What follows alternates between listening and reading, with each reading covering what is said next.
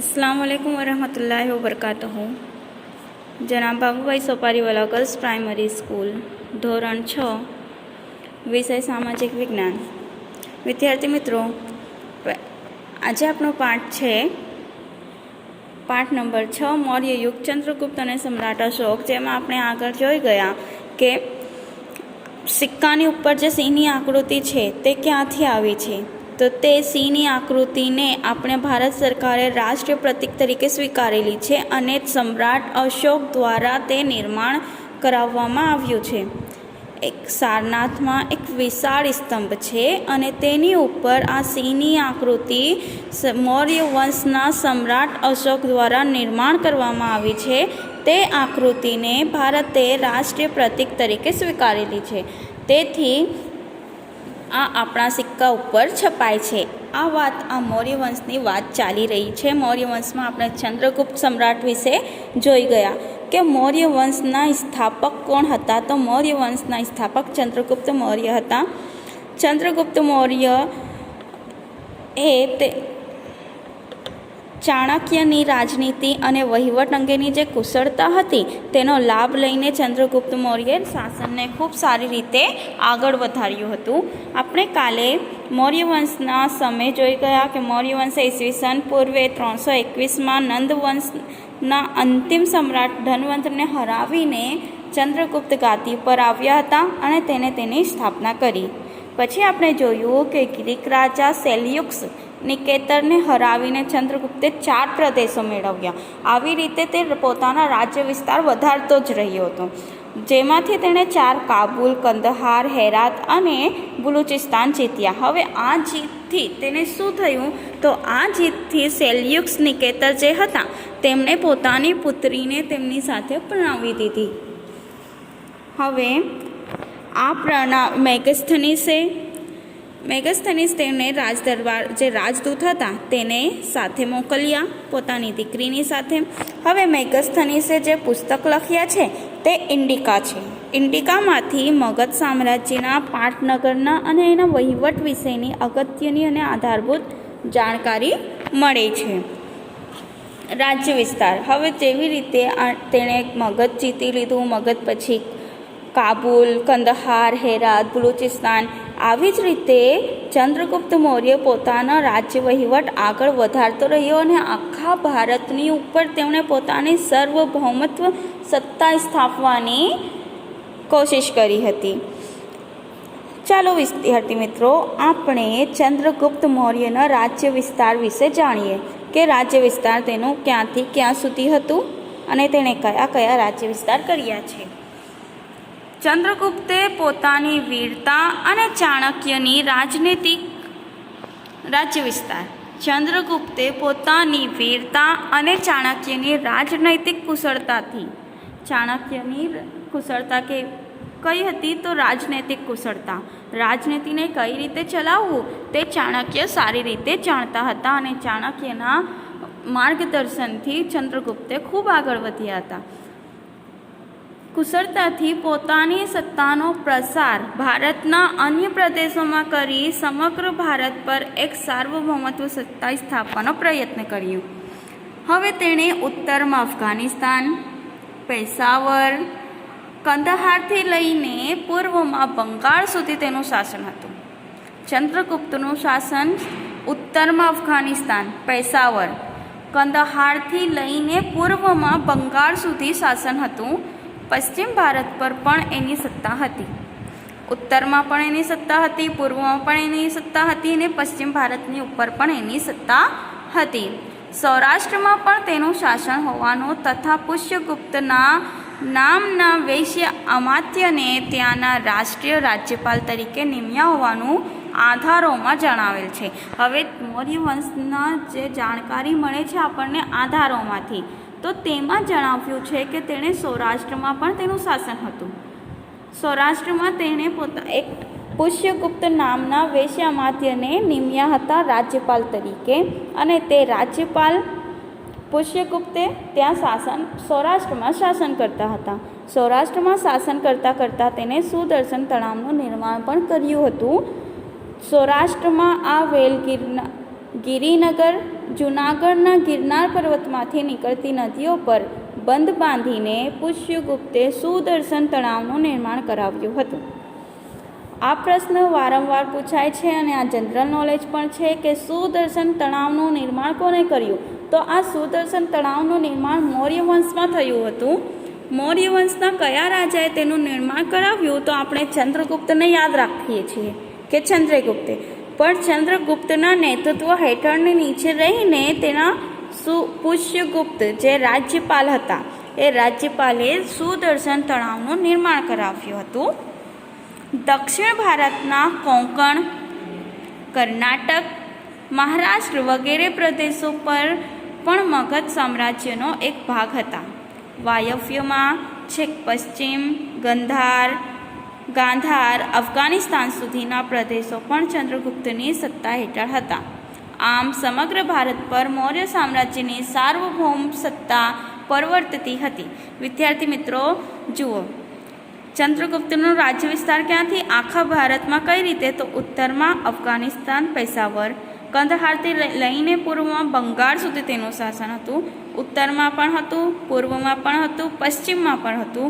તેની સાથે સાથે સૌરાષ્ટ્રમાં પણ એનું શાસન હતું. સૌરાષ્ટ્રમાં તેમણે પુષ્યગુપ્ત નામના વેશ્યામાત્યને રાજ્યપાલ તરીકે નિમ્યા હતા.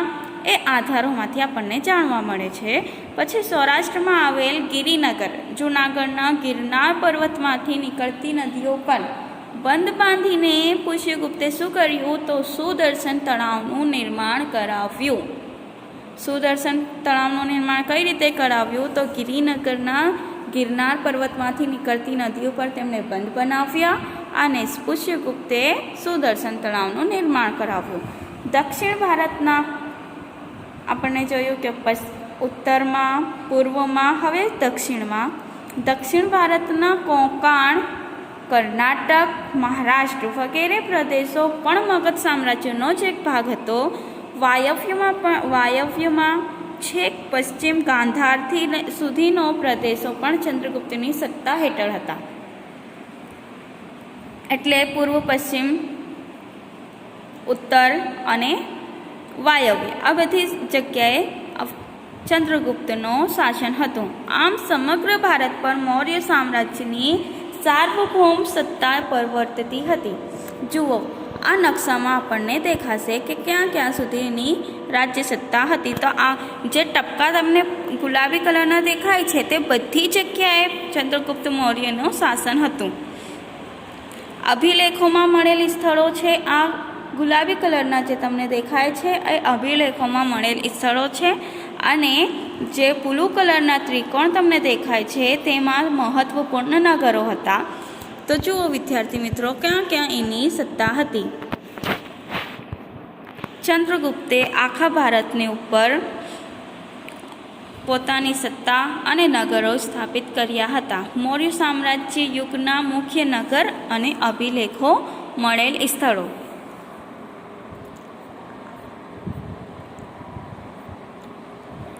આગળ જોઈએ, ચંદ્રગુપ્તે તેના જીવનનો અંતિમ સમય જૈન મુનિ ભદ્રબાહુ સાથે મૈસૂર, હાલ કર્ણાટકના શ્રવણ બેલગોડામાં વિતાવ્યો હતો.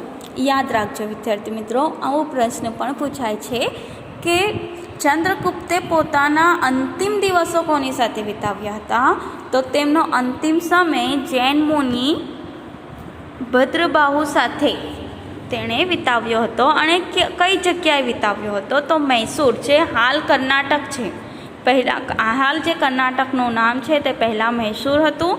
એ મૈસૂરના શ્રવણ બેલગોડામાં વિતાવ્યો હતો. કોની સાથે?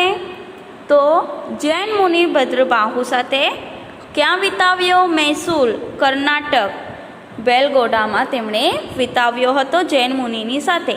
ઈસવીસન પૂર્વે 297માં તે મૃત્યુ પામ્યો. ચંદ્રગુપ્તે 24 વર્ષ રાજ્ય કર્યાનું અને છેલ્લા વર્ષોમાં તેણે જૈન ધર્મ અપનાવ્યાની વાત જૈન પુરાણોમાંથી મળી આવે છે. ભારત વિદ્યાર્થી મિત્રો, આ અહીં આપણે યાદ રાખવા જેવું છે કે ચંદ્રગુપ્તનો અંતિમ સમય કોની સાથે વિતાવ્યો? તો ભદ્રબાહુ સાથે. કઈ જગ્યાએ વિતાવ્યો? કર્ણાટકના શ્રવણ બેલગોડામાં. ઈસવીસન પૂર્વે 297માં તે મૃત્યુ પામ્યા. ક્યારે તેમનું મૃત્યુ થયું? તો 297માં તે મૃત્યુ પામ્યા. ચંદ્રગુપ્તે કુલ કેટલા વર્ષ શાસન કર્યો હોવાનું મનાય છે? તો ચંદ્રગુપ્તે 24 વર્ષે રાજ્ય કર્યાનું અને છેલ્લા વર્ષોમાં તેણે જૈન ધર્મ અપનાવ્યાની વાત જૈન પુરાણોમાંથી મળી આવે છે. કયા પુરાણોમાંથી મળી આવે છે? તો જૈન પુરાણોમાંથી. અને તેણે અંતિમ સમય જૈન મુનિ સાથે વિતાવ્યો હતો. એનાથી કહી શકાય છે કે તે અને જૈન ધર્મના પુરાણોમાંથી પણ જાણવા મળે છે કે તે છેલ્લા દિવસોમાં જૈન ધર્મ અપનાવ્યા હતા. જૈન ધર્મ અપનાવ્યાની વાત આપણને પુરાણોમાંથી મળે છે.